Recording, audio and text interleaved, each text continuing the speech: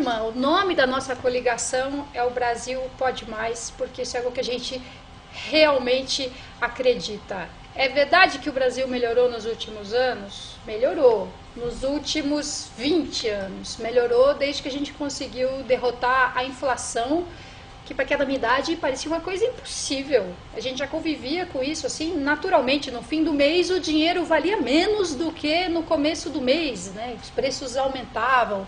Então a gente vem construindo algumas melhoras há muito tempo.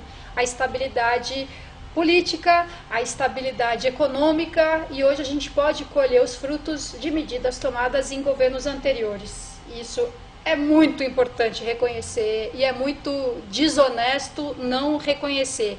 Até o tal do petróleo não foi descoberto agora, né? As pesquisas vêm sendo feitas há muito e muito tempo.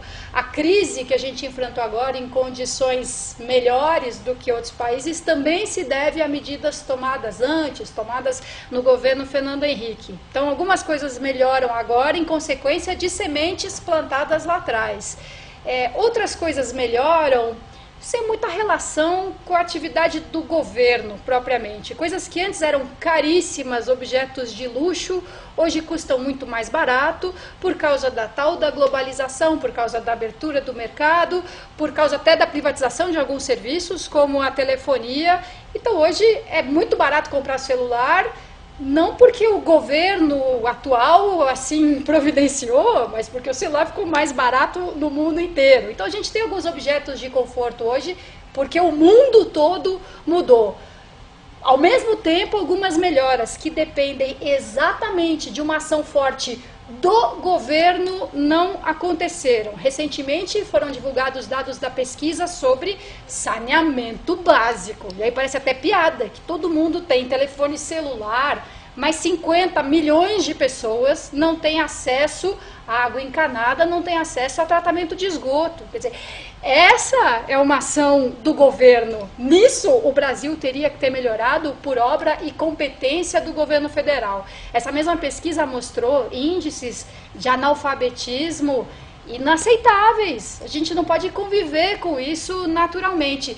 E mesmo a evolução dos gráficos de distribuição de renda não é boa, como o governo diz. Do ponto de vista da desigualdade, o Brasil continua sendo um dos 10 piores do mundo. E da evolução da pobreza, simplesmente, esse gráfico aqui é do governo. São dados do IPEA, de 98 a 2005, a evolução. Olha, passamos, aliás, de 95 a 2008. 95.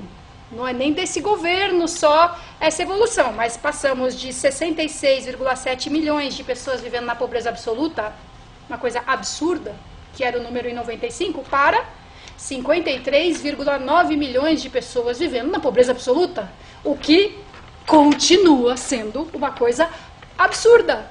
Mas ainda, se agora a gente tem a estabilidade econômica, se agora, apesar da crise, a gente tem uma economia, um cenário internacional muito mais estável do que tinha na década passada. Se a gente tem tantas riquezas, se a gente tem uma política de distribuição de renda, que, aliás, foi criada no governo Fernando Henrique. Parece que não adianta dizer isso 10 vezes, então digamos 20. O governo Fernando Henrique criou a Bolsa Alimentação, foi o próprio Serra como ministro da Saúde, era um complemento de renda para as famílias, em que a renda não garantia alimentação decente para gestantes, para crianças de até 6 meses de idade.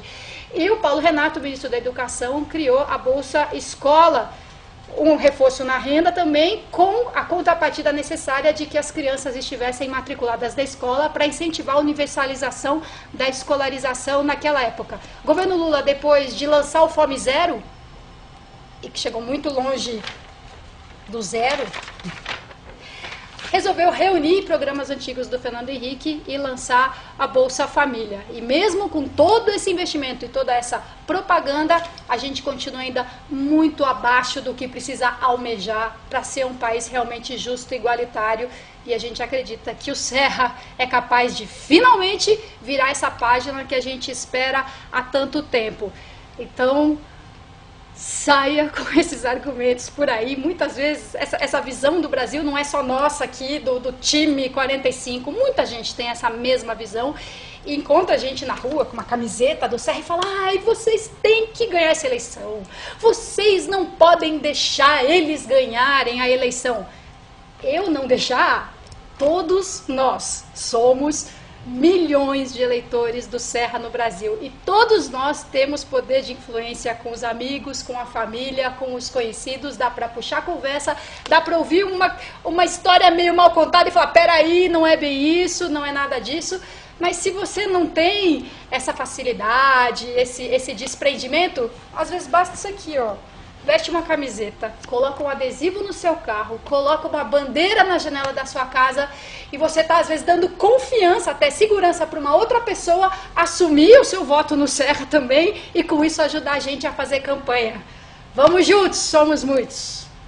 Dia 3 de outubro, vamos juntos, vote 45. Serra do Bem.